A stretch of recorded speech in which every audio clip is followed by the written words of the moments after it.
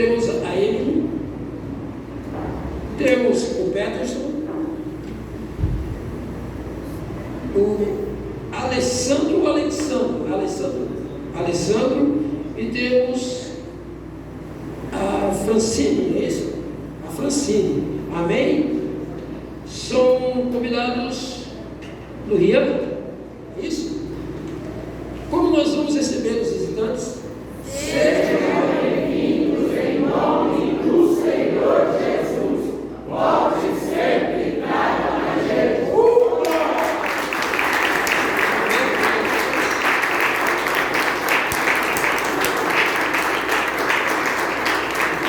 Quero dizer para vocês que vocês são muito bem-vindos ao nosso meio. Esta casa é a casa do Pai, é a extensão do lar de vocês. Sintam-se à vontade em nome de Jesus. Amém? Deus abençoe.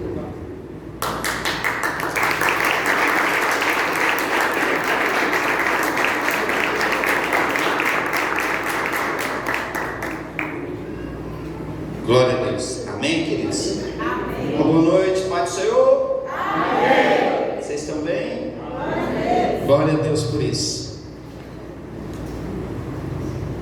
Quero trazer uma palavra para você nessa noite. Vamos meditar.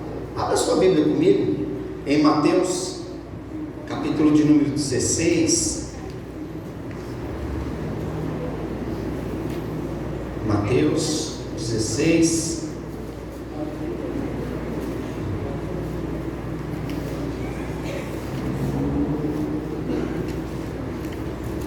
13. Mateus 16, 13. Palavra do Senhor.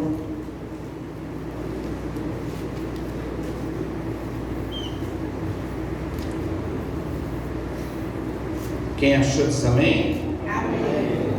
Quem não achou, fique em paz, que a gente vai acompanhar ali também pelo telão. Amém?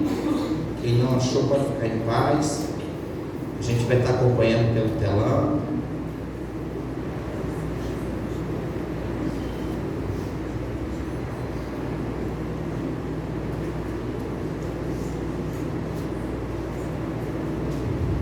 Posso ler? Amém.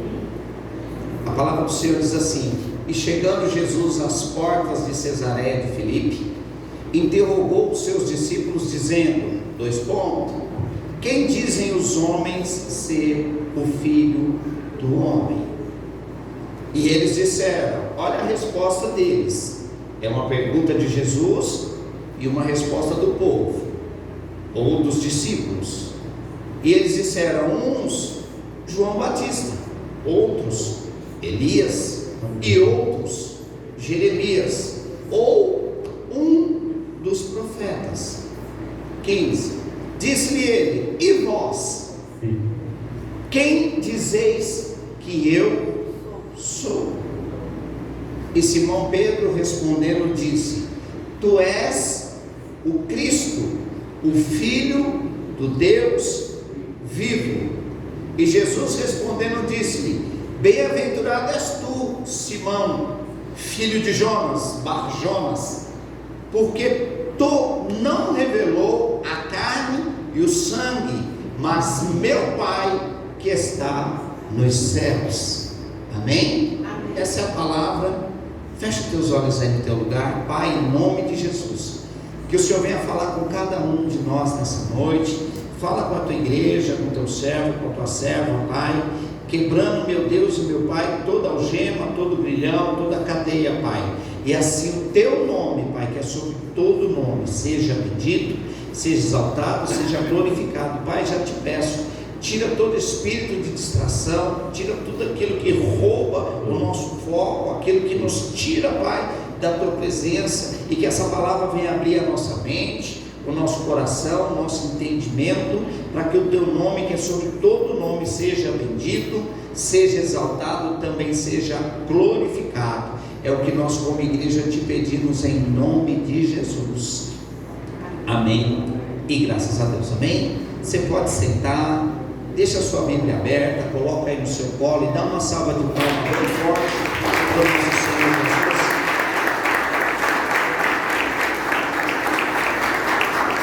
Glória a Deus. A palavra de Deus Luiz, fala para os obreiros que eu quero todo mundo sentadinho aqui, tá bom? Sendo ministrado, eu vou aproveitar para ministrar toda a igreja hoje. Quero que toda a igreja seja ministrada com essa palavra, tá bom? Nós vamos ter um entendimento dessa palavra de algumas coisas. Primeiro, o lugar aonde Jesus chama os seus discípulos para ministrar eles, para fazer um discipulado particular e pessoal. A palavra de Deus em Mateus capítulo 16, versículo de número 13, vem dizendo que eles estavam na Cesareia de Filipe. O que é Cesareia de Filipe? Eu vou tentar ficar parado, porque eu já levei um puxão de orelha que eu ando muito.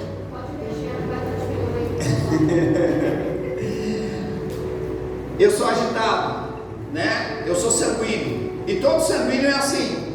Todo sanguíneo anda para lá e para cá. Eu sou assim, agitado. Mas eu vou tentar me comportar aqui e ficar paradinho. Eu estou pegando umas aulas com o pastor Araújo para ficar mais firme, mais paradinho. Cesareia de Filipe, eu tive o prazer de conhecer Cesareia de Filipe. E eu troquei o celular e perdi algumas fotos da minha viagem para Israel, mas eu consegui achar uma aqui. Coloca aqui aquela imagem que eu mandei. Nós vemos um pedacinho das ruínas de Cesareia de Filipe, uma cidade que hoje nem existe, né? Uma boa parte dela, o mar avançou, o mar da Galileia avançou e tomou uma parte de Cesareia de Filipe. Cesareia de Filipe é um lugar idólatra, aonde um dos filhos de Herodes, Filipe Herodes, né? Ele constrói essa cidade e chama-se Cesareia. Por que chama Cesareia? Porque ele fez em homenagem a César.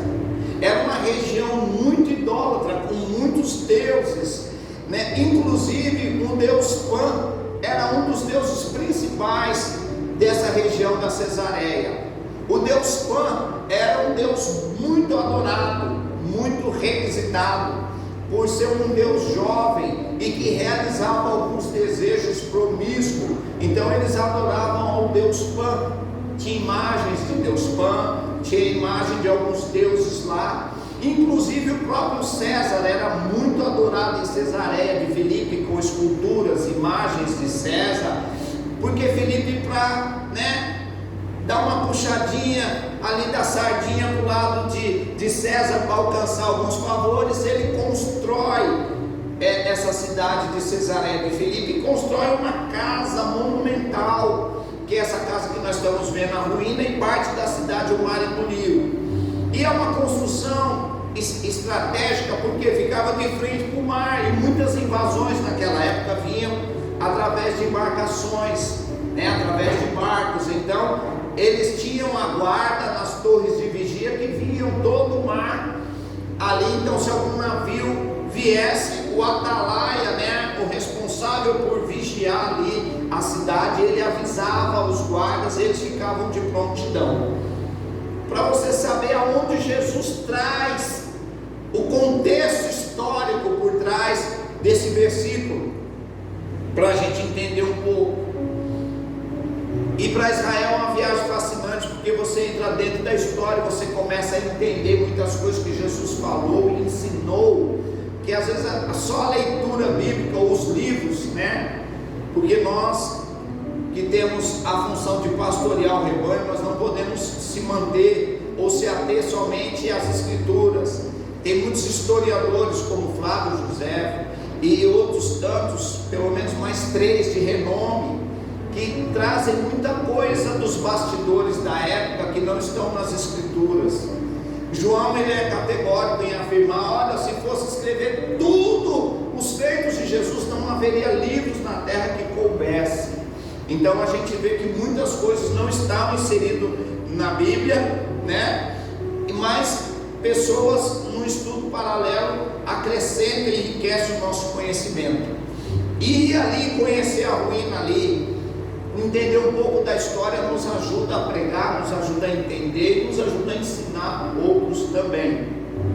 Pois bem, pode voltar em Mateus 16, só para vocês terem ideia de como ficou a cidade, ficou em ruínas, né? O capítulo 16, versículo versículo de número 13, Jesus faz essa pergunta, né? Quando ele chega às portas da cidade de Cesareia, ele interroga quem? O estranho?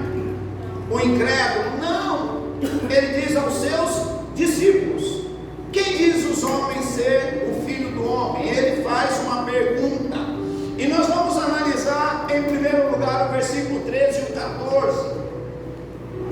O versículo 14 vai dizer assim, o versículo 13 ele faz uma pergunta, o versículo 14 ele traz uma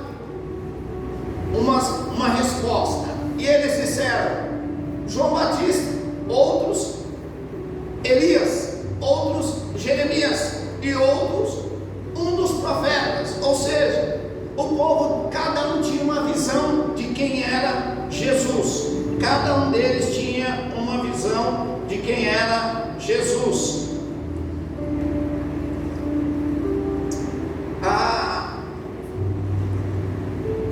A visão que Deus quer trazer é uma visão espiritual e profética. Por isso Jesus faz essa pergunta para os discípulos, para quem anda com ele, não num lugar de monoteísmo, num lugar que só tem um Deus. Ele faz num lugar de politeísmo, onde tem vários deuses, várias crenças, vários ídolos, e ele traz essa palavra para questionar eles, e os discípulos, cada um dá uma resposta.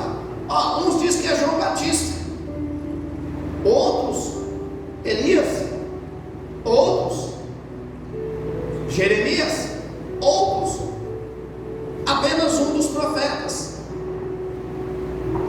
Jesus está perguntando porque ele quer saber qual a visão que aqueles que estão do lado de fora têm dele. É muito importante saber quem as pessoas lá fora pensam que é Jesus. Sim ou não? É importante sabermos isso. Quem que as pessoas pensam e dizem que é Jesus? Quem que o seu vizinho pensa que é Jesus? Quem que a sua patroa, o seu patrão pensa que é Jesus? Na cabeça das pessoas que não tem uma Bíblia, ou até tem, mas deixa ela apodrecendo no Salmo 91 e não lê nunca, porque o Salmo 91 e o 23 é talismã para algumas pessoas. Deixa a Bíblia aberta no Salmo 23 que vai dar sorte. Não, vai dar azar, porque a página vai amarelar, vai ficar feia para caramba. Não, deixa no Salmo 91, que é o Salmo de guerra, é Salmo de batalha. A gente, quando era macumbeiro, na minha casa tinha uma Bíblia católica que a minha mãe deixava no Salmo 21 ou 91, quando ela cansava, ela punha no Salmo 23, e a gente fazia trabalho toda sexta-feira, batia tabaco, cortava animal, acendia vela, tinha gira com Exu, e a gente pintava o sétimo. A Bíblia estava aberta no Salmo 91. Pintava o sétimo, a Bíblia está aberta no Salmo 23. Quantas vezes a gente ficou bêbado e a Bíblia estava aberta no Salmo 23? Sim ou não?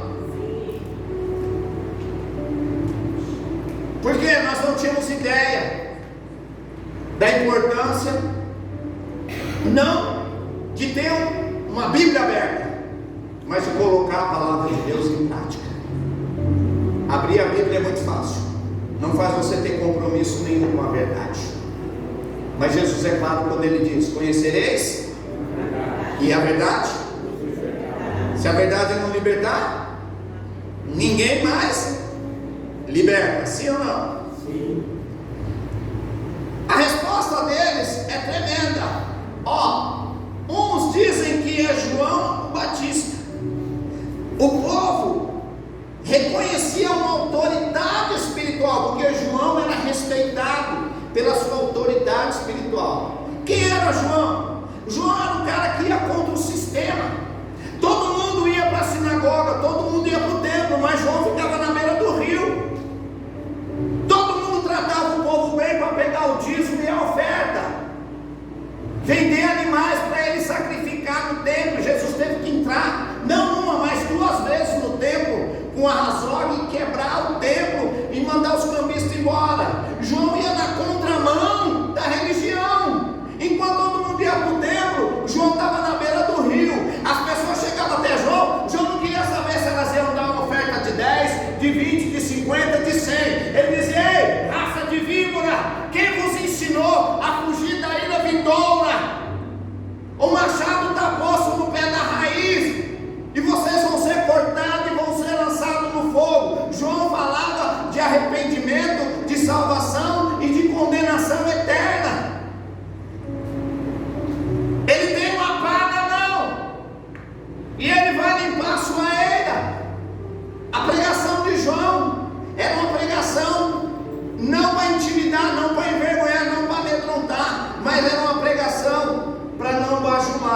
uma pregação para salvar.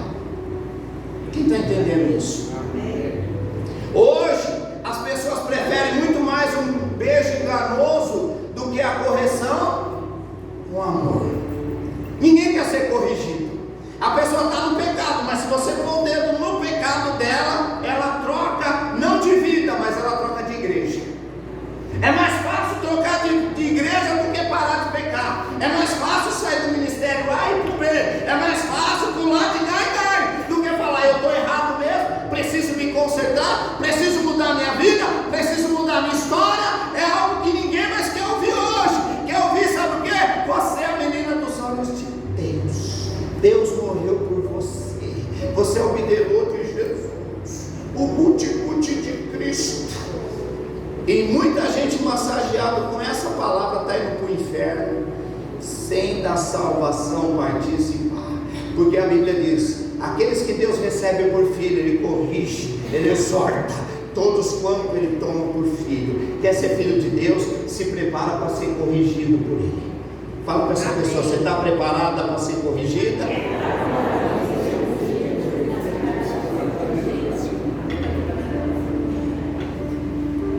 Quer massagem? Entra lá no teu convênio e vê se tem massagista lá e marca uma consulta. A igreja não é para te massagear. A igreja é para falar para você que você está no pecado, você está errado. Se você for trabalhar amanhã de manhã e o Uber bater o carro, porque tem uns Uber aí que é doido. Estou aqui para falar mal de Uber não. Tem uma meia dúzia aqui. Uber é bicho doido. Se o Uber bater o carro e você morrer, você vai para o inferno.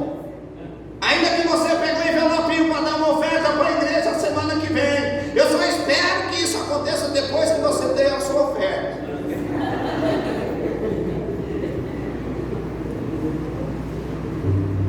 Mas as pessoas não falam a verdade, porque a verdade choca. Mas a verdade, ela tem que chocar para ali, não chocar para você esfriar na fé. É um choque de realidade. Alguns dizem que é João Batista, outros Elias, outros Jeremias, ou até mesmo um dos profetas. As pessoas reconhecem que Jesus é autoridade espiritual, sim ou não? Você quer uma prova disso? Quando você vai para a igreja, quantos parentes ligam para você e falam: vai ter culto na sua igreja hoje? Aproveite e ora. Ninguém pede oração se sabe que não tem autoridade, que nada vai acontecer. As pessoas pedem oração para a gente, sim ou não? Pede para você, quando seu bilhetinho chega aqui, ó, orar por fulano, orar pela minha patroa, orar pelo meu patrão, orar pelo meu vizinho, orar pelo meu sogro, minha sogra, meu cunhado. Por quê? As pessoas não querem servir a Jesus, mas elas creem que Ele pode curar. Elas creem que Ele pode abrir porta de emprego. Ah, vai ter campanha lá, eu vou lá, vou levar minha carteira de trabalho para Jesus abrir uma porta de emprego. Mas depois que a porta de emprego é aberta, ela some, porque Jesus é bom para abrir a porta de emprego, mas não para ser Senhor da vida dele, não para ser Senhor da vida dela. E Jesus se tornou um bombeiro, aquele que veio na nossa vida para apagar os nossos incêndios. Imagina um Jesus com aquela botona até aqui, aquela roupa cinza, né? Com aquele cap de bombeiro na cabeça, com aquele todo fardado, imagina. E para muita gente, Jesus é só alguém que apaga o incêndio. Jesus é alguém que livra o casamento de acabar. Jesus é alguém que livra o filho das drogas. Jesus é alguém que livra a menina da prostituição. Jesus é alguém que abre porta de emprego. Jesus é alguém que cura câncer. Quantas pessoas são curadas e a gente não vê ele sentado na igreja servindo a Deus e dando testemunho? E foram curadas. Jesus curou de tumor, curou de câncer, curou de N coisas. Quem está entendendo isso? Amém? O perigo que a gente corre, ou o mundo corre, de não reconhecer a Jesus. As pessoas até admiram Jesus, mas não reconhecem Ele como autoridade. Todo mundo gosta do Natal, sim ou não? Mas para quantos Jesus nasceu? Natal é legal. come panetone, né? A gente come bem, ceia natalina. Aí todo Feliz Natal, mas quantos que gostam do Natal gostam também de Jesus? Quem é Jesus para esse povo? É João Batista, ele tem autoridade. Se você for na igreja lá e os crentes orar, um milagre acontece. Não é difícil as pessoas reconhecer a autoridade de Jesus. Só que reconhecer a autoridade de Jesus e estar debaixo dela são duas coisas diferentes. Sim ou não? Respeitar não é se render. Terceiro, conhecer sobre Ele e não ter intimidade com Ele. Quantas pessoas conhecem Jesus, mas não tem nenhuma intimidade com Ele? Porque a intimidade requer compromisso. Intimidade requer fidelidade. Você é íntimo da sua esposa e ela tem um compromisso com você, mas tem que ter uma fidelidade da parte dela e uma fidelidade da sua. Relacionamento sem fidelidade é um relacionamento fútil e superficial. Então muita gente quer Jesus, reconhece Jesus, mas só para resolver os seus problemas, não para servi-lo, não para andar com Ele. João Batista, homem de autoridade, e outros. Elias. Quem era Elias? Elias era o profeta que abria o céu, que fechava o céu. Elias era o profeta que orava e chovia, e quando ele orava não chovia. Elias tocava no rio, o rio abria, ele passava peixudo. Elias foi um camarada que serviu a Deus e não experimentou a morte. Deus o tomou num redemoinho e o levou para si. Para essas pessoas lá fora, Jesus é como Elias, tem poder para fazer as coisas. E outros, Jeremias. Quem era Jeremias? O profeta do amor. Jeremias chorava pelo povo. Jeremias era chorão, conhecido como profeta chorão. Jeremias entrava diante de Deus e começava a orar a Deus, e as lágrimas desciam intercedendo pelo povo. E um dia Deus ficou irritado com Jeremias, porque Deus queria corrigir o povo, e Jeremias ficava na intercessão para Deus não punir o povo, para Deus não corrigir o povo. Vocês nunca leram o livro de Jeremias? É tremendo. E ele diz assim para Jeremias: Jeremias, pare de orar por esse povo, porque eu não ouvirei mais a sua oração. Já pensou Deus dizendo para você: não ora mais pelo seu marido, porque o coração dele é duro demais, eu não vou ouvir mais a tua oração. A Cassiane diz: Deus não rejeita a oração. Oração é alimento, mas Deus rejeitou a oração de Jeremias. Deus diz: para, stop, chega de orar por esse povo. Eu vou levar eles para a Babilônia, vou entregar eles na mão de Nabucodonosor, e eles vão ficar 70 anos cativos. Sim ou não? Eu não ouvirei. Profeta chorão. Quem é Jesus? É o que tem amor pelo povo. Ai, Jesus tem amor. Nossa, Deus é tão amoroso. Ai, que glória, que maravilha. Ai, Jesus é amor, né, irmãos? Ele conhece o meu coração. No tempo certo, quando eu sentir, eu vou servir a Deus. Ah, o que? Você vai sentir? Você anda por sentimento e não por fé? É perigoso esse negócio de sentir. Imagina uma hora você sentindo o friozinho da morte fungando no seu cangote. Imagina, aí não deu tempo. Você fala: ai, mas eu, sabe o que é, pastor? Já falaram isso para mim, irmãos. Eu pastorei há quase 30 anos. Ai, pastor, sabe que eu não senti ainda? Não, você está querendo sentir. O Espírito Santo está quase te esmurrando para você se converter, e você está esperando um sentimento. O sentimento é da carne. Sentimento faz parte da nossa natureza caída, e fé não tem nada a ver com sentimento. Você fica esperando sentir: eu estou esperando sentir de ir para para a igreja. Eu quero sentir de me batizar. Eu quero sentir de ser batizado do Espírito Santo. Eu quero sentir de interceder. Eu quero sentir. Não, querido, esquece. Você não vai sentir nunca. Ou você fala: eis-me aqui, pastor, o que tem para me fazer? Quero trabalhar na intercessão, quero trabalhar nisso, naquilo. Eu quero gastar minha vida nisso. Agora você está orando: ai, Senhor, toque em mim, Senhor. Você vai falar: já toquei em você. Quando você se batizou, eu estava tocando em você, para você nascer de novo e fazer a minha obra. Você acha que eu bato em você aqui? Eu vou para a igreja só para apanhar, o pastor só pega no pé. Ontem, eu fui numa reunião para pastores, nós estávamos uns 30 pastores, e nós apanhamos com gosto. O pastor que pregou, a primeira coisa que ele falou: você é pastor para fazer o que você gosta ou para fazer o que Deus chamou você para fazer? E todo mundo quase enfiou a cabeça embaixo da cadeira, porque muitas vezes o obreiro quer fazer o que ele gosta de fazer, não o que é preciso fazer. E às vezes você está na igreja para fazer o que você gosta. Sabe que eu não faço nada? Eu não me vejo intercedendo. Você não se vê fazendo nada, e o tempo está passando. Por quê? Você não entendeu a necessidade da obra. Deus não te chamou para enfeite. Deus, na casa de Deus, Ele não coloca um monte de gente para enfeitar a igreja, para enfeitar o céu. Não, Ele coloca homens e mulheres, trabalhadores e trabalhadoras na sua obra. Pergunta para essa pessoa: você ainda está esperando sentir?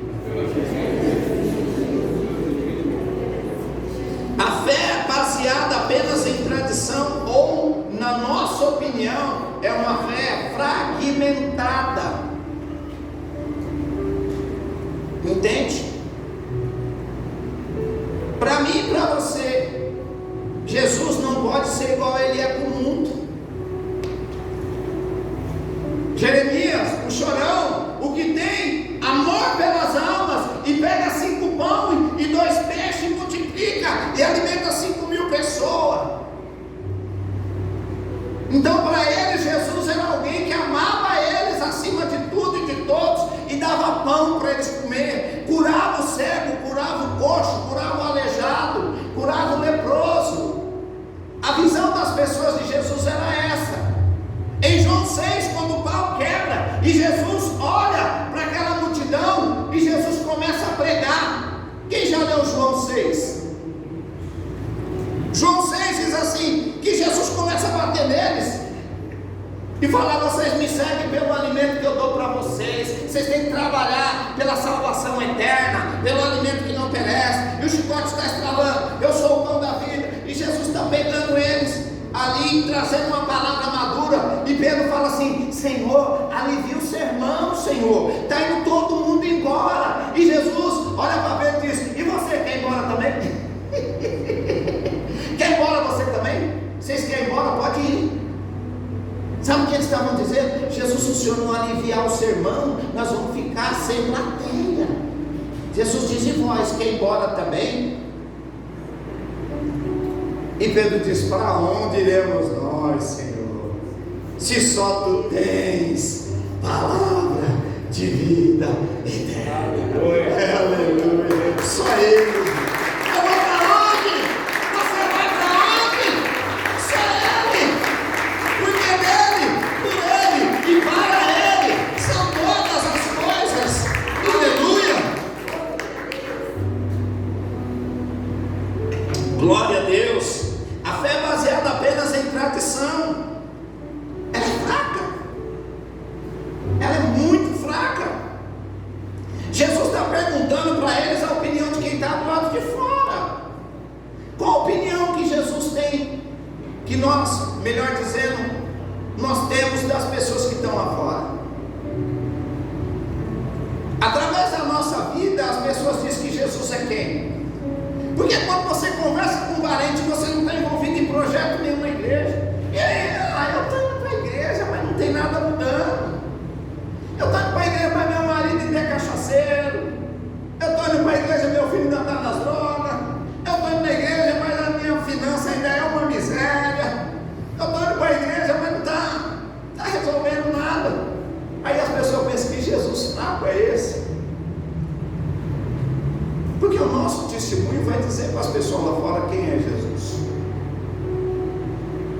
Quando a gente fala mal da nossa igreja numa rodinha conversando, ou ajuda a tirar sarro da igreja, nós estamos denegrindo a imagem de Cristo. Quantas pessoas que postam besteira na internet, zombaria, e quantos crentes vai lá e compartilha, até manda para os outros crentes a zombaria, e até se reúne para dar risada. Sim ou não? Quem é Jesus para quem entra na internet e vê essa zombaria toda? Fala aí, ó, para que eu vou ser crente? A palhaçada que os crentes fazem. Aí, ó, para que eu vou ser crente? Quem é Jesus para essas pessoas? É o Jesus que nós apresentamos para elas, porque elas têm uma opinião de Jesus, mas nós não podemos ter a mesma opinião, porque nós não somos quem não conhece Jesus, nós somos quem conhece a Cristo. Quem é Jesus para o mundo? Jesus diz: o mundo jaz no maligno, e eu dele não tenho. Quem está entendendo isso? Amém. Se o versículo 13 e 14 Jesus está falando do ímpio, de quem não está na igreja, de quem não conhece a Cristo, o versículo 15 ele vai dizer assim: e vós, quem dizeis que eu sou?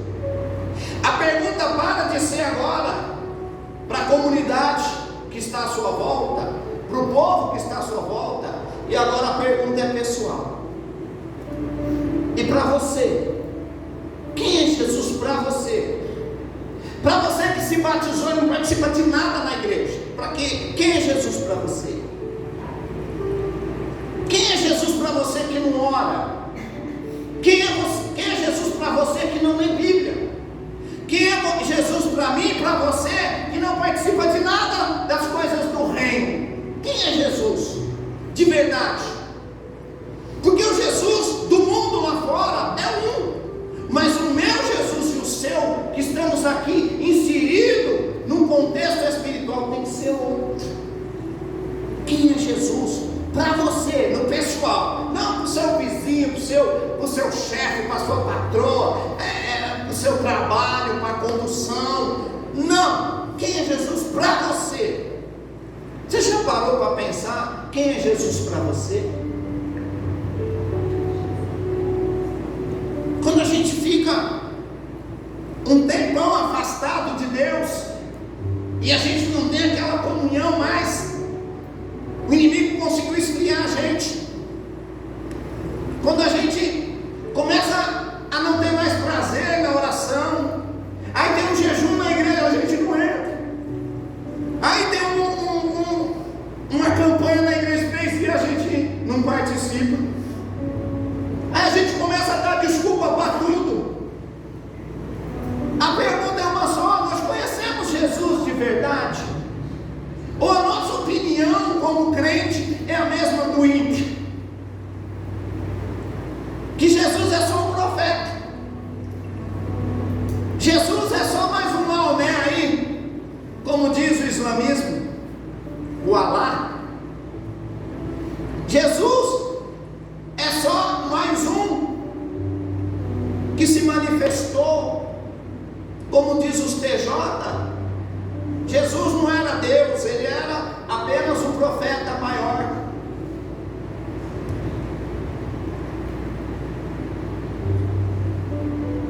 As pessoas lá fora têm a opinião dela, mas você não. Você não pode ter a mesma opinião que elas. Eu e você precisamos conhecer Jesus de verdade. Jesus queria saber para os discípulos: e vós, quem dizes que eu sou? Jesus sai do coletivo e entra no individual. Por quê? Porque a salvação, a minha e a sua, não é baseada na opinião das pessoas. A minha e a sua salvação é baseada no tanto que conhecemos a Cristo, e o tanto que estamos dispostos a sacrificar a nossa vida por Ele. Você tem feito algum sacrifício por esse Jesus que você diz que ama? As pessoas não querem nem se batizar. Como é que a gente quer salvação se a gente não quer um compromisso? Volta a falar anos, Uber doido. Se você vem na igreja 1 ano, 2 anos, 3 anos, 5 anos, e você não toma uma posição, se você morrer amanhã, se te der um infarto fulminante no miocárdio. Hoje de manhã um cliente falou para mim: Giba, amanhã como é que está a sua agenda? Eu falei: amanhã de manhã eu estou tranquilo, eu vou lá levar meu carro para você mexer. Depois do almoço, umas 2 horas, ele me ligou, falou: acabei de perder meu irmão e amanhã eu não consigo ir, eu vou marcar outro dia. Porque toda hora morre alguém, irmãos. Tem uma passagem na Bíblia que diz: Senhor, ensina-nos a contar os nossos dias. Pergunta para essa pessoa: você sabe quantos dias você ainda tem?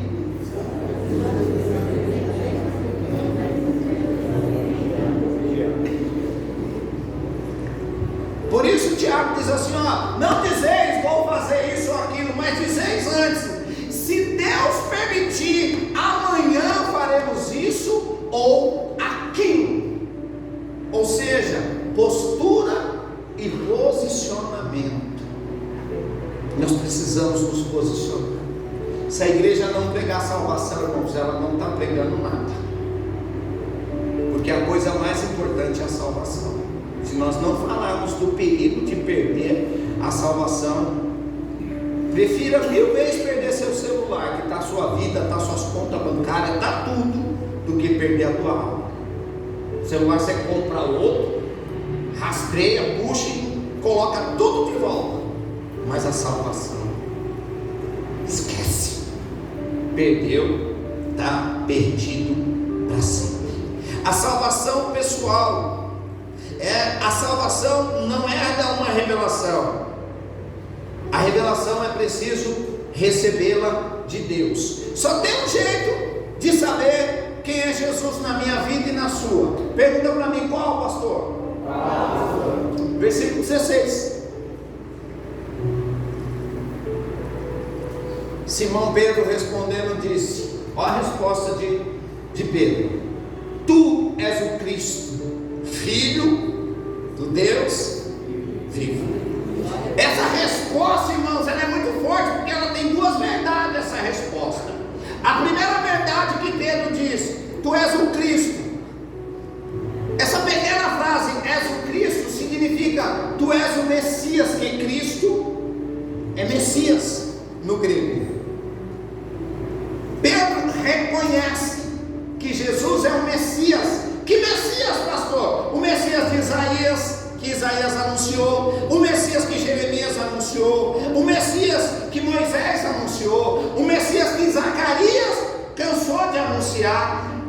O Antigo Testamento todo aponta para Jesus como Messias, como Cristo, né? Sim ou não? O Antigo Testamento todo aponta para Jesus como o Messias, o Cristo. E Pedro diz isso: olha, tu és o Cristo. Ou seja, todo mundo falou de você, você é o Cristo. Para mim, Pedro dizendo: para mim você é o Cristo. E a segunda revelação: Filho do Deus vivo. Por que Filho do Deus vivo? Porque eles estão num lugar de idolatria que só tinha Deus. Quem está pegando isso? Amém. Filho do Deus vivo, porque os deuses de Cesaré de Filipe eram mortos. Deus Pai era morto. Herodes estava, César estava vivo, mas morreria. Os deuses que tinham lá eram deuses inventados, eram mitologias, não eram Deus verdadeiro. Todos eles tinham morrido, a maioria tinha acabado a história deles. E Pedro traz uma revelação no seu espírito: és o Cristo, Filho do Deus vivo. Aqui tem 2 revelações: primeiro, que ele era o Messias; segundo, que ele era filho de alguém que estava vivo, ele não era filho de alguém que tinha morrido. Deus, que ele era filho, estava vivo e comandando tudo lá do céu. Aleluia! Isso é uma revelação importantíssima para mim e para você, saber que o Jesus que nós servimos, o Pai dele, o nosso Deus, não é um Deus morto, não é o Deus de Buda, de Confúcio, não é um Alá, não é Ayatollah Khomeini, não é nem um Deus pagão e nem morto. mas é um Deus vivo, aleluia, que governa e vai governar pelos séculos dos séculos, aleluia. O nosso Deus não está morto, Ele está vivo, e o Filho dele até morreu, mas no terceiro dia ressuscitou, e hoje vive e reina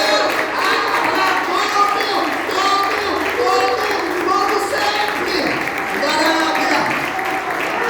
seja, aleluia. Tem muita gente que não acredita mais que Ele é um Deus vivo. Fazemos coisas aqui na nossa mente, no nosso coração, Deus não está vendo, Ele está morto. Somos indiferentes com as coisas de Deus, mas Deus está vivo e examinando tudo que fazemos, conhecendo o nosso pensamento, esquadrinhando as intenções do nosso coração. Ainda disse o salmista, ainda a palavra nem me chegou à boca, mas tu já a conheces, Senhor.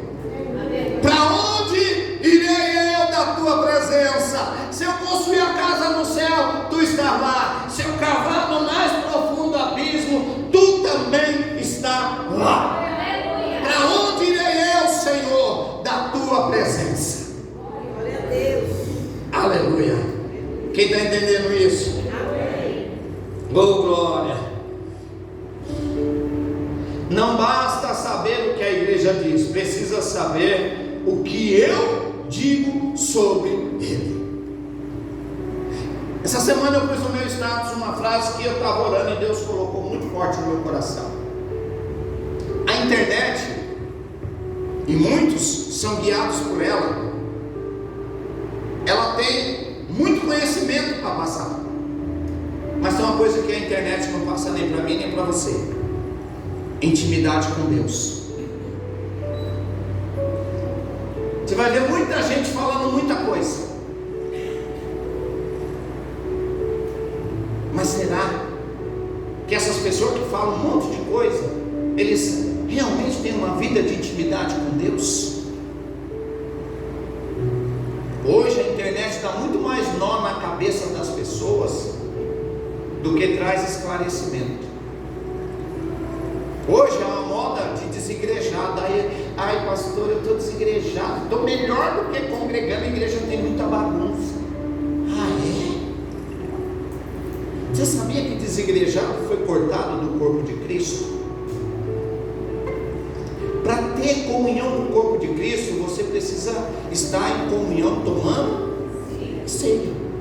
Paulo ele é taxativo nisso, ele diz: quem não comer do pão e não beber do cálice, esse não tem parte comigo. Judas, quando ele levanta da mesa, ele tinha parte com Cristo? Sim ou não? Jesus deu a ceia, o cálice e o pão antes de Judas sair ou depois que ele saiu? Para pensar. Mas o texto diz que ele meteu a mão na cumbuca. Não, o pão e o cálice é profético, eles comeram antes. Não sei se sopa, porque para ter uma cumbuca e molhar o pão devia ser um caldo, porque eles tomavam muito caldo. Pode ser uma canja lá, sei lá, uma sopa, um miojo, não sei, mas molhava o pão na cumbuca. Molhar o pão na cumbuca não é levantar o pão para o céu, rasgar ele, dar graça, depois pegar o cálice, levantar para o céu e dar graça. Aqui é um ato profético, o partir do pão e a distribuição do cálice. Aliás, se a gente fizer isso hoje, se eu der um bico no cálice e passar para você, você vai ficar com nojo da minha boca e não vai beber. Mas 12 negros meteu a boca no mesmo cálice que Cristo. Não sei se ficaram com boqueira, se pegaram doença, se deu herpes na boca, mas eles beberam do mesmo cálice. Hoje o cálice tem que ser higienizado, separado, senão a gente nem bebe. Sabe o que aconteceu com Judas? Jesus falou: vai fazer o que você tem que fazer. Quando Judas saiu, Jesus partiu o pão, deu o cálice, mas Judas já não estava mais, ele já não comeu. O cálice foi para quem ficou na mesa. Quantas pessoas estão perdendo a comunhão com Cristo e acham que ainda estão ligados na videira. Já são galho cortado, mas acho que ainda está inserido no contexto da salvação. A comunhão com Cristo depende de você renunciar o antigo homem e abraçar um novo homem. E só tem um jeito de fazer isso, irmão: sepultando ele nas águas batismais e nascendo de novo.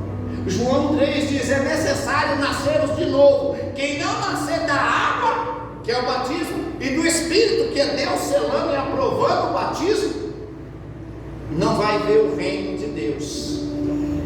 Não vai ver, irmão. Não é nem entrar, é ver. Não consegue enxergar a estrutura espiritual da coisa. Coloca para mim João 3, João 3:3. Eu vou até o 6, mas é rápido aqui. Deve ter uns 10 minutos sobrando. O Cristo significa o Messias prometido do Antigo Testamento. Olha lá João 3:3, o que diz: eu te digo na verdade te digo, aquele que não nascer de novo, nascer de novo. Esses dias nós fomos na casa de uma irmã, eu e a pastora, e fizemos um culto na casa dela uma terça-feira. Depois o pastor foi lá na outra semana, e algumas pessoas tinham dúvida, disse que não iam se batizar porque já foram batizadas na igreja católica. Não estou falando mal dos católicos aqui, irmãos, entenda isso. E aí eu disse para ela, eu peguei uma criança de 3 anos, falei: quantos anos a sua filha tem? 3 anos. Peguei a criança pela mão, trouxe ela e falei assim: você batizou ela? Ah, eu batizei. Eu falei: e ela confessou quantos pecados? Aí ela: nenhum, pastor. Eu falei: então, porque ela não tem pecado. O que você fez foi uma tradição que a sua bisavó fazia, o seu bisavô, o seu tataravô, o seu avô, o seu pai, hoje você faz e provavelmente seus filhos vão fazer, sem nunca entender a importância espiritual disso. Quem está comigo? Tem uma importância espiritual no batismo. Não é: ah, eu já fui batizado. Ah, irmãos, então eu não precisava batizar, porque eu fui batizado 2 vezes. Eu fui batizado na igreja católica e fui batizado num terreiro de macumba. E com 30 anos eu tive que ser batizado na igreja evangélica. Eu sou melhor que vocês tudo, eu batizei 3 vezes. Tudo que é religião que você souber, eu já batizei. Eu já batizei na católica, eu já batizei na macumba, e agora eu sou batizado com os crentes. Se eu sair daqui, eu vou para o budismo, vou ser batizado lá por Buda. Aleluia. Entende isso? Aí ela falou assim: olha, pastor, eu nunca tinha. Eu falei: ninguém nunca te explicou isso? Ela falou: não. Eu falei: então, a gente batiza acima de 12 anos, porque com 12 anos acabou a idade da inocência. Se bem que hoje menina de 10 anos, aí nos parar da vida, nos interiores da vida, é sinal que não é tão inocente assim, porque com 10 anos já tem filho. Então, a idade da inocência mudou muito de uns anos para cá, mas a gente tem por regra no estatuto da igreja batizar acima de 10 anos, ou de 12 anos. Dá até para baixar essa taxa, porque hoje, menina de 10 anos, dependendo do lugar que você tiver, ela sabe mais coisas que às vezes você. Entende? Amém? Amém. Aí ela entendeu. Eu falei: se não, nem peguei esse texto, nem citei nenhum texto, só peguei esse exemplo. Eu falei: por isso você precisa se batizar, senão você pode passar o resto da vida indo para a igreja e correr o risco de você não ter um nome escrito no livro da vida, e o dia que você morrer aqui, você vai se apresentar lá diante de Deus, e o anjo vai dar com uma prancheta, e ele vai olhar na prancheta e vai falar: como era seu nome lá na terra? Ah, Gilberto Carlos da Silva. Ele vai na letra G, 12 bilhões de nome lá, em fração de segundo ele vai ver e falar: rapaz, aqui não tem nenhum Gilberto Carlos da Silva. Aí o bicho chifrudo está do outro lado, batendo no vidro da antessala e dizendo: ei, o nome dele está aqui, ó. Não está no seu livro não, está no meu. Aí você fala: Senhor, mas no teu nome eu fui para a igreja, no teu nome eu assisti culto, no teu nome eu até orei algumas vezes, no teu nome, uma vez a mulher passou mal no ônibus, eu até falei: em nome de Jesus, sai dela, e o demônio saiu. E sabe o que Jesus vai dizer? O anjo vai falar assim: Senhor, e aí? Você fala, não conheço ele. O nome dele está lá, o nome dele está lá. Onde é que está o nosso nome? Quem é Jesus para nós? Quem é Jesus de verdade para você? Porque antes de eu me batizar, sabe o que eu dizia para minha esposa? Eu não vou batizar não. Eu fumo, eu bebo cerveja, eu jogo bola. Eu vou deixar de jogar minha bola todo final de semana, correr atrás da bola e ter meu lazer para ficar indo para a igreja. Ele tem que ir para a igreja todo domingo, tem compromisso. Eu não. Jesus teve que me espremer. Por isso que diz que quem não vai por amor, mas não é Deus que faz a gente sentir amor, é a gente mesmo que faz escolher errada. E o chicote estrala e a gente vem pelo amor. É a gente que escolhe. Você entende isso? Quem é Jesus para nós? Pedro, quando ele diz o Filho do Deus vivo, ele faz uma declaração espiritual. O próprio Deus testificou no espírito de Pedro que era Jesus. Só para fechar aqui, ó, quem não nascer de novo não pode ver o reino. Se você não nascer de novo, você está dentro da igreja, mas você não consegue enxergar a necessidade de orar, a necessidade de buscar, a necessidade de congregar, a necessidade de cear, a necessidade de orar, a necessidade de ter uma vida espiritual ativa. Corremos esse risco. Amém? Em terceiro lugar, volta lá, só para te dar um exemplo de que nós não conseguimos nem ver o reino se nós não nascermos de novo. Volta lá em Mateus 16, agora o versículo 16. Põe aí para mim. Simão Pedro respondendo: diz, tu és o Cristo, o Filho do Deus vivo. Uma revelação divina. O 17 vai dizer assim: Jesus respondendo disse-lhe: você é feliz. A etimologia da palavra bem-aventurado é feliz. Você é feliz, Pedro. Simão, filho de Jonas, ou Bar-Jonas, porque tu não revelou a carne e o sangue, mas o meu Pai que está nos céus. Sabe o que vai fazer Deus revelar para mim quem é Cristo na minha vida? A minha comunhão com Ele. Quanto mais eu orar, mais Ele vai se revelar para mim. Quanto mais eu buscar, e buscar-me-eis e me achareis, quando me buscardes de todo o vosso coração, e então serei achado de vós, diz o Senhor dos Exércitos. Quando você começa a buscar Deus, Ele vai se revelando para você. Quanto menos você busca, mais desanimado você fica e menos revelação você tem. Porque quem está lá fora acha que Jesus é profeta, é Elias, é João Batista, é isso, é aquilo.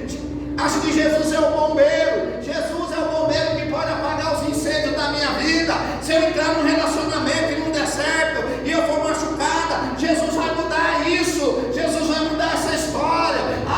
Se eu fizer uma compra e arrebentar meu cartão, é só eu ir numa determinada igreja e levantar meu cartão para o céu, que Jesus paga todas as minhas contas. É só eu entrar na fogueira santa, que Jesus resolve todos os meus problemas.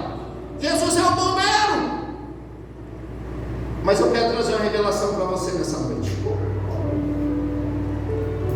Jesus não te salvou para ser bombeiro, te salvou para ser íntimo. Fala para essa pessoa: Jesus não é bombeiro. Fala para essa pessoa aí: Ele é alguém que quer ter intimidade com você.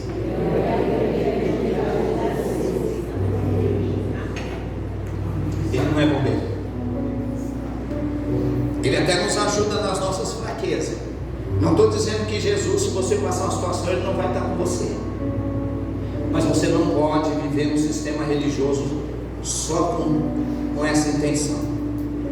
Vai ter campanha lá na sua igreja, eu vou fazer essa campanha. Campanha de porta aberta, essa é a melhor que tem. Jesus precisa abrir as portas para mim, porque para que Jesus vai abrir a porta para você de emprego, para você ganhar bem, se você é mão de vaca, não dá um centavo na igreja? Por que você quer um bom salário? Para quê? Jesus dar 2.000 para quê? Para você negar o dobro? Você não é fiel com 100 reais. Jesus dobra o seu salário. Você não vai ser fiel com 200. Você ganha 3.000 reais, você tem dó de dar 300. Ai, pastor, não sobra. Lógico que não sobra. Ele não quer seu resto, ele quer a sua primícia. Desde quando eu me converti há 30 anos atrás, o meu pastor sempre ensinou uma coisa: quando você receber, e eu erro, eu peco com você porque eu não te ensino isso, eu estou batizando as pessoas e elas não dizimam na igreja, elas não contribuem para manter a luz acesa, o ar-condicionado ligado, a água na torneira e a luz acesa. Meu pastor sempre falou uma coisa: quando você receber a primícia, quando você ganha 1.000 reais, primeiro você tira 100 reais, depois você paga as contas. Mas você falar isso hoje, as pessoas ficam escandalizadas, porque você quer o dinheiro delas. Mas isso é uma regra espiritual. Aqui nesse ministério, se você não concordar, aí eu vou congregar em outro ministério. Lá a regra é a mesma, porque o reino é um só. Não há vários reinos e várias regras. Um reino, um só Deus, um só Senhor, um só batismo, uma só fé. Se você não tem fé para cumprir um mandamento aqui, você não vai ter fé para cumprir um mandamento na Batista, na Adventista, na onde você for. Porque é um princípio bíblico. Ai, pastor, falar muito de dinheiro, eu vou sair daqui e vou arrumar outra igreja. Ai, lá não cobra o dízimo. O seu pastor é o Silvio Santos, que é milionário e paga todas as contas da igreja. Ainda que ele fizer isso, ele está prejudicando a tua salvação, porque ele está fazendo, te induzindo a quebrar um mandamento espiritual de Deus. Quem é Jesus para você? Você, quando faz um voto com Deus, você cumpre? Ou morreu uma criatura miserável, mão de vaca, e nasceu uma criatura miserável e mão de vaca igual a que morreu? Quem é você? O salmista no Salmo 116, versículo 12 diz: que darei eu ao Senhor por todos os benefícios? Quantos benefícios Deus tem te dado? E o que você ajuda na casa dele? Que darei, os meninos ali é bom, já colocou. Que darei eu ao Senhor por todos os benefícios que me tem feito? O que eu posso dar para o Senhor? Meu filho hoje pode ser dar as mancadas dele, a minha filha, mas desde pequeno, eu sempre antes de sair de casa, eu pegava um dinheiro e dava na mão dele, um dinheiro na mão dela. Isso aqui é para vocês da oferta. Você está ensinando seu filho a ofertar? Está ensinando seu filho a dizimar? As crianças lá da salinha estão ofertando, estão dizimando? Ai, pastor, ele é criança, é pai de criança. Instrui o menino no caminho que ele deve andar, e até quando ele crescer, não se desviará dele. Quando nós cortamos as moedas aqui na igreja, as pessoas, muitos irmãos saíram, ficou endemoniado. Ai, pastor, e o dia que eu não tiver uma moeda para dar? Porque a viúva, aí vieram pregar para mim. Com 3 cursos de teologia, vieram pregar teologia para mim. Ai, pastor, mas pode deixar desligado. Pode deixar. Ai, pastor, mas a viúva, eu falei, a viúva deu tudo que ela tinha, não ficou na bolsa caçando 5 centavos para dar. Quantas vezes você caçou uma moedinha para dar na oferta? Ai, filho, peraí, deixa o pai ver se tem uma moeda aqui. Ai, filho, peraí. Eu tenho certeza que eu tinha 10 centavos nesse bolso. 10 centavos para Deus? Te dá saúde, te dá vida eterna, cura você de câncer, de AIDS, de tanta doença, e você está ensinando seu filho a dar 10 centavos, 50 centavos na igreja? Quem é Jesus para você? É um esmoleiro? É um mendigo? Eu já fui pregar em igreja que a gente prega no microfone que se vende sardinha e pamonha na rua. Não é as pamonha, deliciosa pamonha, porque o pastor não tem dinheiro para comprar um aparelho, porque ninguém ajuda ele. Ainda tira sarro quando o sapato está furado e ele dobra o joelho para orar, e as pessoas vêem o buraco na sola do sapato. Pastor, não tem nem sapato para boca, mas ele está lá, ó, com um canudinho sugando o sangue do pastor. O pastor tem que ir me visitar, tem que ir no hospital, tem que ligar. Mas a igreja vive numa miséria, porque para eles Jesus é só alguém que vai resolver os problemas dele, mas os problemas da casa de Deus não resolve. Seu filho vê você dar oferta na igreja, são poucos. Você oferta ou você disfarça quando a oferta passa? Sabia que eu tinha que ir no banheiro, acho que agora. Viu o Luiz subir ali com o microfone, é ele que pede a oferta. Deixa eu correr lá no banheiro. Quem é Jesus para nós? O mundo lá fora tem a opinião deles, mas você não pode ter a opinião deles, você tem que ter uma outra opinião, uma outra visão. Por isso que eu pedi para os obreiros sentar, para todo mundo se ministrar. Quem é Jesus? Na nossa vida pessoal, na nossa casa, quem é Jesus? Ou a gente lembra de Jesus só no domingo? Quando dá para a gente ir no domingo, porque às vezes o domingo não dá para ir. Quem é Jesus? Quem é Jesus para nós? Você pode se colocar de pé? Eu quero que nessa noite venha uma revelação do céu para você, como veio para Pedro. Pedro disse: ei, Deus já me revelou que Jesus na minha vida é o Cristo, e o Pai dele é o Deus vivo. Então eu quero dizer para você nessa noite: Jesus é o anunciado para as nações, é o Cristo, é o Messias, e a maior revelação é que o Pai dele é vivo e ele também está vivo. Se ele está vivo, ele enxerga, ele ouve, ele fala, ele tem sentimento, ele tem pensamento. E ele disse para Jeremias, no capítulo 29, bem sei eu que pensamento que eu tenho de vós, pensamento de bem e não de mal, para vos dar o fim que vós bem mereceis. Quem é Jesus para você? Você que é novo convertido ou é velho convertido, quem é Jesus para você? Quem é Jesus para a igreja hoje?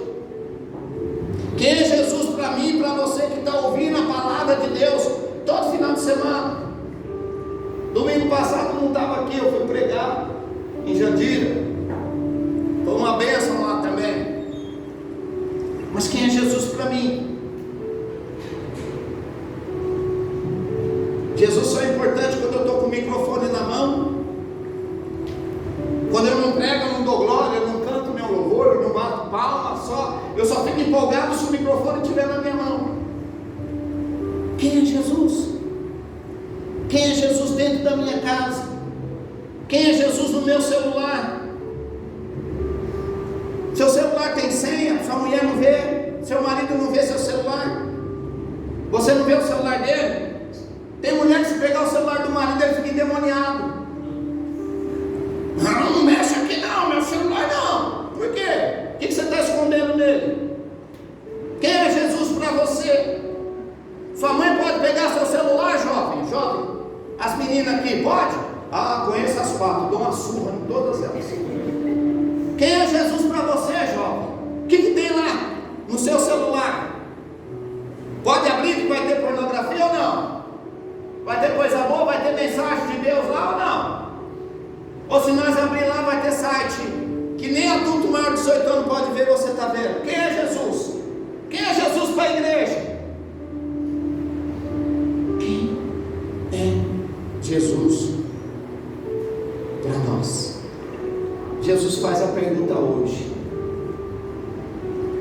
para você e para vocês: quem eu sou? Jesus precisava saber com quem ele podia contar. E para vocês, eu sou quem? Não quero que você saia daqui feliz, rindo, pulando. Quero que você saia daqui com essa palavra na sua cabeça. Quem é Jesus para você? Quem é Jesus para a igreja? Feche os teus olhos aí no teu lugar.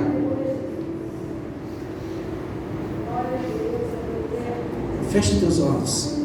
Se você quiser dobrar o joelho, se você quiser buscar, se você quiser pedir perdão para Deus, você vem aqui na frente de nós, no seu lugar mesmo. O que você está vendo no seu celular? Que se Jesus ver, vai te envergonhar. Que você pensa assim: ainda bem que meu pastor não tem acesso ao meu celular. Ainda bem, graças a Deus, que que a minha mãe não conseguiu ver meu celular ainda. Comece a falar com Deus aí. Quem é Jesus? De verdade. Não para as pessoas. Isso. Fala com o Senhor aí no teu lugar. É uma palavra. Não para a gente pular essa sapatear, mas para a gente refletir. Quem é Jesus no nosso dia a dia?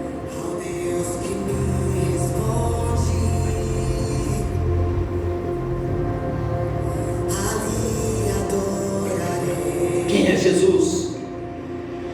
Jesus conhece a minha vida? Jesus sabe o que eu falo no trânsito? Jesus sabe se você é bagunceira na sala de aula ou não? Se na faculdade você tem 2, 3 namorados ou não? Quem é Jesus para mim? Quem é Jesus para a igreja? Quem é Jesus na educação dos nossos filhos? Estamos ensinando eles a amar Jesus? Ou estamos incentivando eles a amarem para a igreja?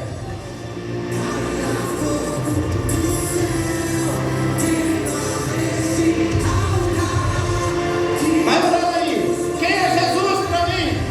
Jesus hoje faz uma pergunta para mim, para você, para nós. Quem é Jesus para você? Jesus está perguntando através do Espírito Santo.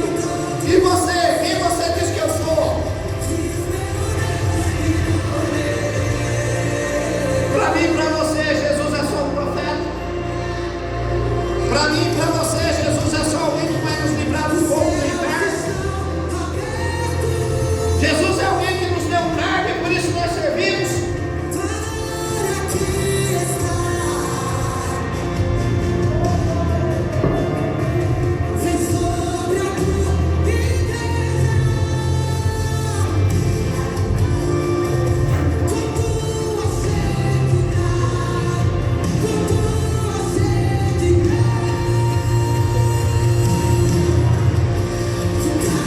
Caia fogo, queima o nosso coração, Senhor, porque o Senhor é o nosso Deus, um Deus vivo, um Cristo vivo, aleluia.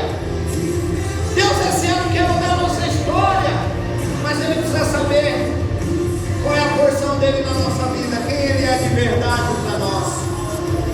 Jesus é alguém que a gente vai para a igreja nos domingos e durante a semana toda a gente não lembra dele, ou Ele é alguém que a gente valoriza todo dia e diz: Senhor, entra na minha casa, entra na minha vida, Senhor, vem comigo no meu trabalho, Senhor, volta comigo para a minha casa.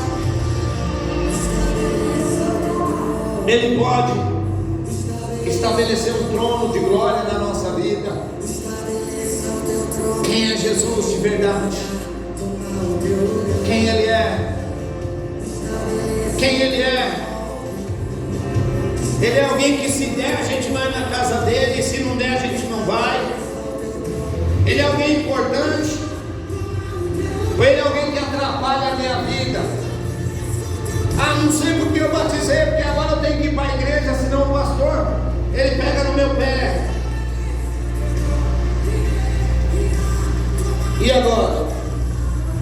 Quem é Jesus? Ai, se eu não fosse batizado, eu nem precisava ir para a igreja hoje. Fui fazer essa besteira de me batizar, agora tenho que ir para a igreja, senão o pastor vai me cobrar. Quem é Jesus para nós que conhecemos as Escrituras? Quem é Jesus? Quem é Jesus? Quem é Jesus para você que já está na igreja há anos? Estamos conseguindo ver o reino, ou ainda não conseguimos enxergar o que é o reino de Deus e a importância de fazermos parte desse reino? Que Ele vem estabelecer o trono, que o nosso coração seja um altar onde o Deus vivo possa receber os nossos sacrifícios diários. Jesus não diz: pega a tua cruz e me siga de vez em quando. Aos domingos Ele disse: aquele que quer vir após mim, negue-se todo dia, toma a sua cruz e siga-me. Precisamos negar a nossa carne todo dia, negar a si mesmo, Pegar a cruz não é só no domingo. Todo dia orar, todo dia clamar, todo dia buscar. E assim, o nome dele seja glorificado. Aleluia. Que nessa noite, ele vem estabelecer um trono de glória na minha e na sua vida. Que nessa noite, nós possamos olhar, levantar os nossos olhos para o céu e dizer: Senhor, Tu és o Cristo, Filho do Deus vivo, e a minha vida pertence a Ti.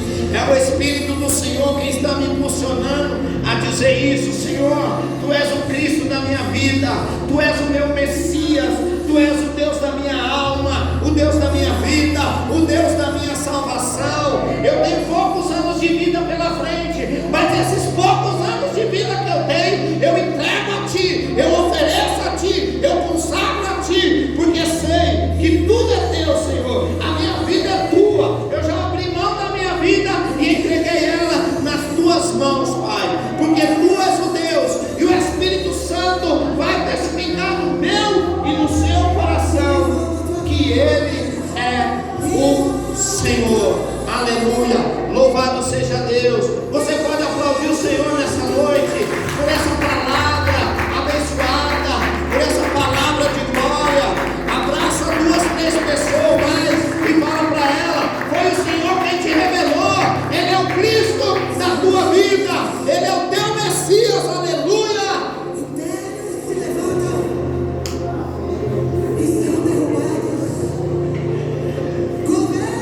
Quem é Jesus? Isso. Aleluia. Louvado seja Deus. Glória a Deus. Quem é Jesus para você? Quem é Jesus para mim? Quem é Jesus para nós? Quem é Jesus quando ninguém está vendo nós? Quem é Jesus quando o pastorzão não está vendo? Quando você pega um Uber que não é dele? Quem é Jesus? Nós vemos que hoje Jesus faz parte da história de poucas pessoas. Temos conhecimento de Jesus, mas não temos intimidade com Ele. Tem muita gente pregando, mas pouca gente vivendo a palavra. Pregar é fácil, viver o Evangelho é que não é fácil. Ele quer estabelecer o trono hoje, no meu e no teu coração. Que o meu e o teu coração seja um altar de Deus. Que caia fogo no céu para estabelecer. Que esse fogo venha queimar toda a impureza, toda a dúvida. O muro é de Satanás, não fique em cima dele. O muro já tem dono. Se você está em cima do muro nessa noite, desça do muro. Porque quem construiu uma barreira e um muro entre Deus e o homem foi o diabo. O muro é dele. Que Deus venha queimar o nosso coração. Que a palavra de Deus venha queimar o nosso coração. Aleluia. Você pode aplaudir o nosso Deus? Glória a Deus. Glória a Deus. Glória a Deus. Aleluia. Amém. Glória a Deus. Hoje é a primícia do mês. Hoje é dia 1º de março. É o primeiro culto do mês. E que esse culto, nessa noite, Deus tenha falado com você. Amém. Se Deus tem, se